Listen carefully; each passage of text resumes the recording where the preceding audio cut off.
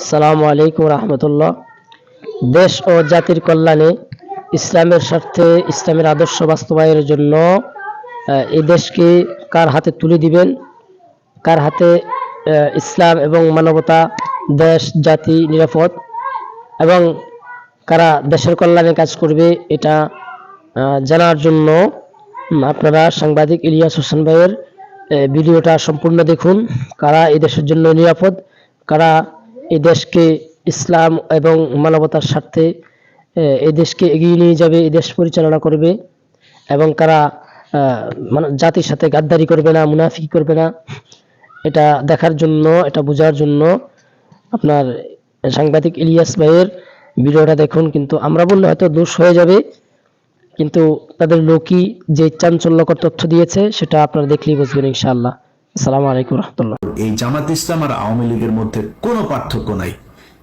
ওরা ভারতীয় চর, তোমরা পাকিস্তানি। ভারতের সাথে আপনারা ৭১ হেরেছেন। এই গত কয়েক বছর আপনাদের কয়েকজনকে হত্যা করা হয়েছে। ১৫ বছর আপনাদের যেসব শিবিরের ছেলে পেলে আছে, জামাতের লোকজন আছে, তাদেরকে প্রচন্ড কষ্ট নির্যাতন সহ্য করতে হয়েছে। এই কষ্ট আপনাদের উপরের এই তাহের ঠাকুরের মতো, এই তাহের মিয়ার মতো এরকম ২-৪ জন রয়ের এজেন্টকে নিয়ে আপনি এই পুরো দেশের সব মানুষকে বিপদে ফেলতে পারেন না। জামাত ইসলামকে নিয়ে অনেক কিছু বলার মতো সুযোগ ছিল, কিচ্ছু বলি নাই। আপনি জানেন এটিএম আজহার এখনো পর্যন্ত জেলখানায় আছে। বাংলাদেশের মানুষকে বিষয়টা বলি, কেন আছে জেলে জানেন? জেলে আছে জামাত ইসলামের কয়েকজন নেতার কারণে। তারা ইচ্ছা করে তাকে জেলখানায় রেখেছে, তারা চায় না সে ছাড়া পাক।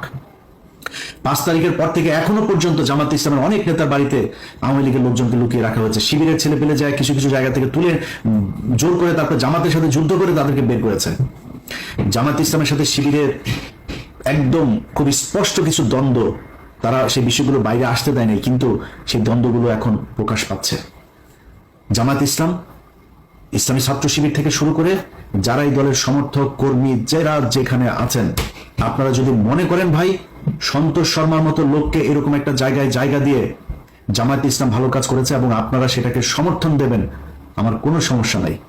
কিন্তু আজকের পর থেকে জামায়াতে ইসলামকে কোনো জায়গায় কোনোভাবে ছাড় দিয়ে ইলিয়াস হোসেন কথা বলবে না। আপনাদের সম্মান থাকলো কি না থাকলো যায়ও না, আসেও না। কারণ এই জামাত ইসলাম আর আওয়ামী লীগের মধ্যে কোনো পার্থক্য নাই। ওরা ভারতীয় চর, তোমরা পাকিস্তানি চর।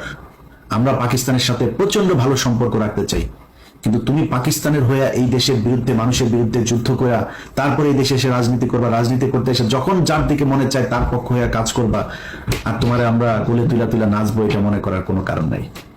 এই কারণেই আজকের ভিডিওতে সব শেষ যেটা বলতে চাই, তোমাদের এই গত ১৫ বছরে তোমার দলের ভেতরে যত মানুষজন নির্যাতন সহ্য করেছে তাদের কাছে পারমিশন নিয়ে তারপরে সন্তোষ শর্মাকে কালকে স্টেজে উঠিয়েছিল কিনা, এটার পরিষ্কার জবাব তোমাদের Facebook, website, television, press release এসবের মাধ্যমে আমরা জানতে চাই। আল্লাহ হাফেজ।